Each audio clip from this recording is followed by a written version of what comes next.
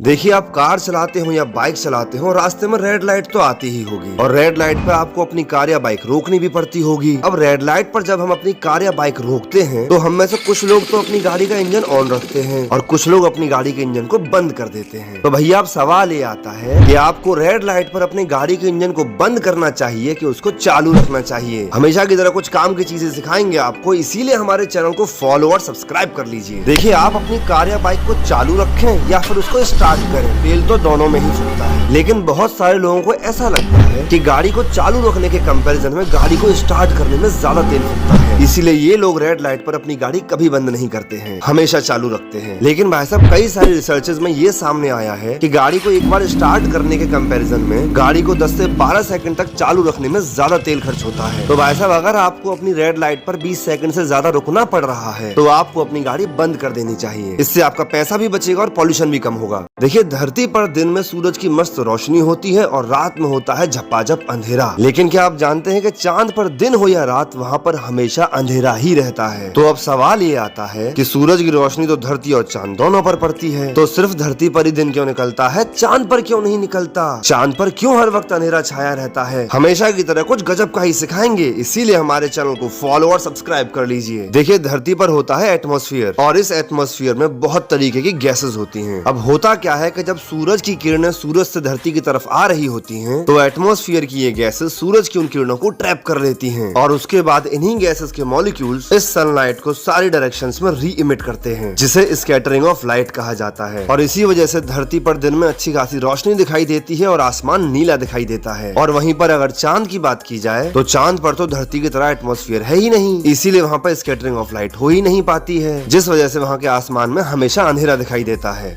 Artificial intelligence का godfather कहे जाने वाले डॉक्टर जेफरी हिंटन ने रिसेंटली ही गूगल से इस्तीफा दे दिया है और उन्होंने ये भी कहा है कि उनको जिंदगी भर दुख रहेगा कि उन्होंने आर्टिफिशियल इंटेलिजेंस के डेवलपमेंट पर काम किया। अब यहाँ पर सवाल ये आता है कि जिस आदमी ने आर्टिफिशियल इंटेलिजेंस को डेवलप करने में दिन रात एक कर दी हो, उस आदमी के साथ ऐसा तो क्या हो गया कि अब उसे अपने ही काम से नफरत हो गई है और उसने गूगल जैसी भूखाली कंपनी से भी इस्तीफा दे दिया है। गजब की जानकारी देंगे आपको, इसीलिए हमारे चैनल को फॉलो और सब्सक्राइब कर लीजिए। भाई साहब, जब से ChatGPT जैसे AI टूल्स मार्केट में आए हैं, इन्होंने तहलका मचा दिया है। इन टूल्स को यूज करके जहां कुछ लोग अच्छे काम कर रहे हैं, वहीं पर कुछ लोग इन टूल्स का मिसयूज भी कर रहे हैं। वे फेक इमेजेस, वीडियोस और आर्टिकल्स बनाकर वायरल कर रहे हैं, जो कहीं ना कहीं सोसाइटी के लिए डेंजरस तो है। इसीलिए इलॉन मस्क जैसे बड़े बड़े टेक्निकल लीडर्स भी कह रहे हैं कि आर्टिफिशियल इंटेलिजेंस के डेवलपमेंट को फिलहाल बैन कर देना चाहिए, क्योंकि फ्यूचर में ये ह्यूमैनिटी के लिए खतरा बन सकता है। और जेफरी हिंटन को भी ऐसा ही लगता है, लेकिन गूगल में काम करते हुए ऐसा नहीं बोल सकते थे, इसीलिए उन्होंने गूगल से इस्तीफा दे दिया।